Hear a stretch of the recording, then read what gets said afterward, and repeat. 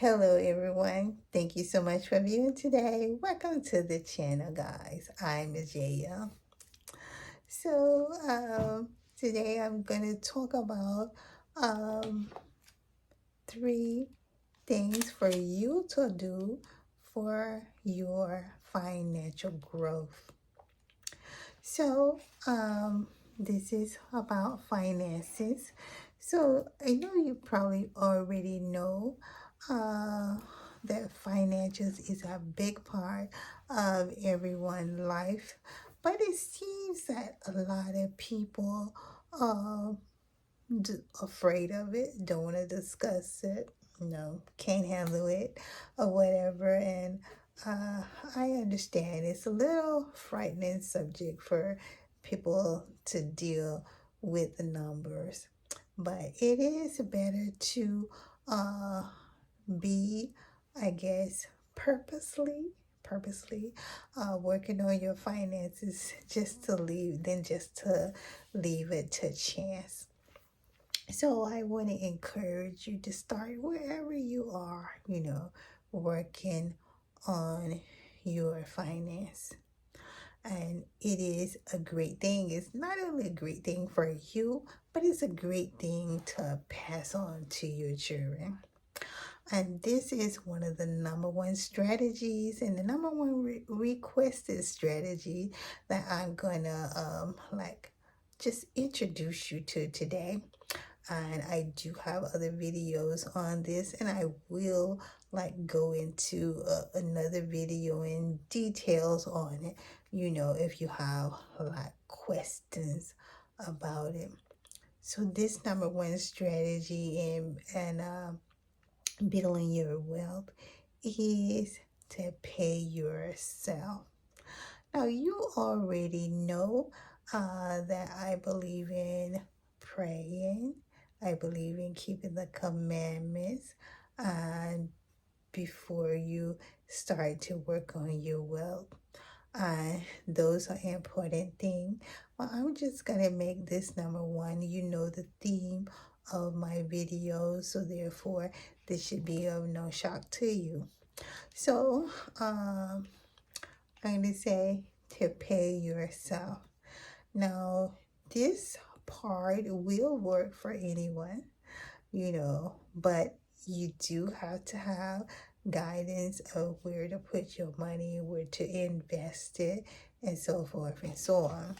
But to pay yourself is a good strategy for anyone, saint or sinner. So, in paying yourself, you probably need to do a budget or have an ideal of how you can pay yourself. Now, sometimes you may have to cancel certain services so you can pay yourself. Sometimes you may have to do something. You may have to get a side job or something, especially if you live in paycheck to paycheck. I want to say it's very important that you start. It's very important that you don't wait, because as a procrastinator myself, I know if I don't do something right away, if I don't begin to act on it and put it into my life, it disappears. And that is Satan coming in, taking the word. He's taking it from you. He knows that this is an important word and you must act on it. If you cannot act on it, write it down so you can see it every day. Write it in your journal. Write it every day. If you keep a journal, write it every day until you're able to put it into a process. Write it on your mirror. Have it somewhere where you can see it so you can be reminded to pay yourself. And if you are already able to pay yourself, begin to do it. I would say start at 10%. 10% a week or a month, whichever you want.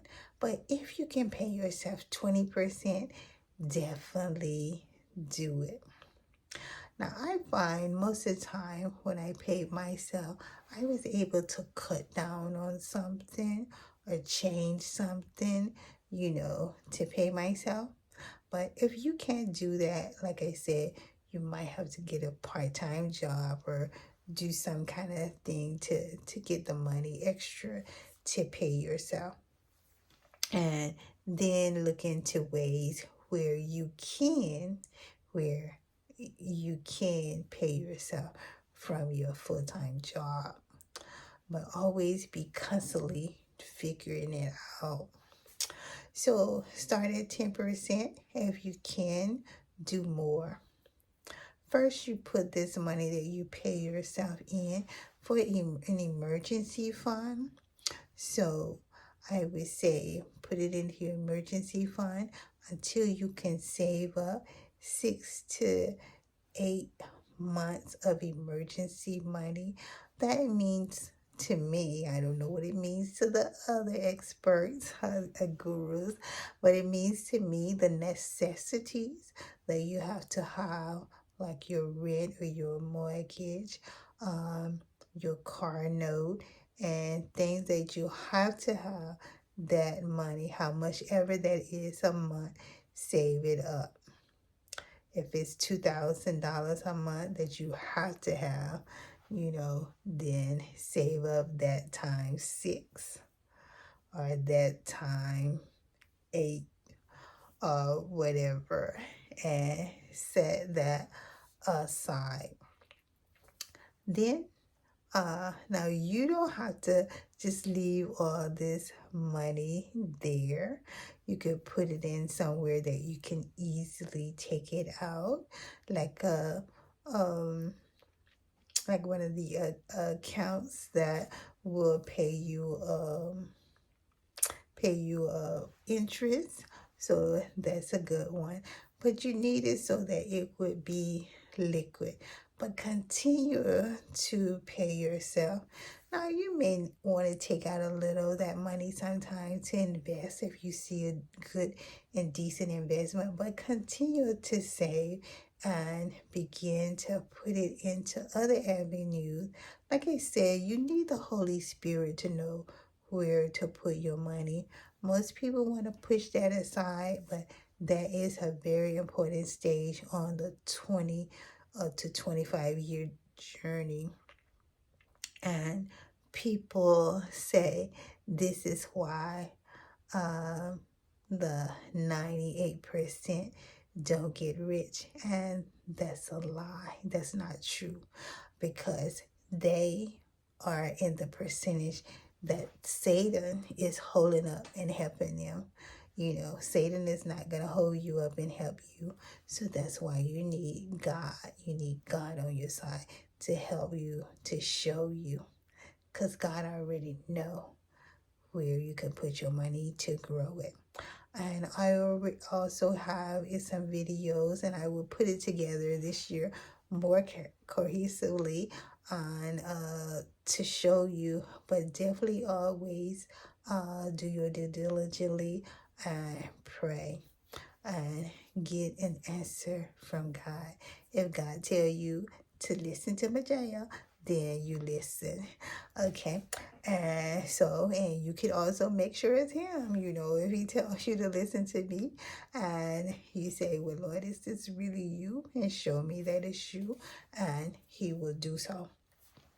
So as this strategy to pay yourself, this strategy, for 10%, which will be 100% of what you earn in 10 years, and will be 200% of what you earn in 20 years, and also plus interest.